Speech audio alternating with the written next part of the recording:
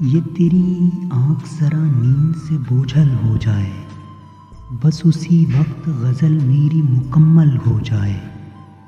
دے کے آواز ارے پگلی بلا لے اس کو، اس سے پہلے وہ تیری آنکھ سے اوجھل ہو جائے۔ لب پہ مسکان نگاہوں میں دکھے بے فکری، میرا ہر درد میرے دل میں مکفل ہو جائے۔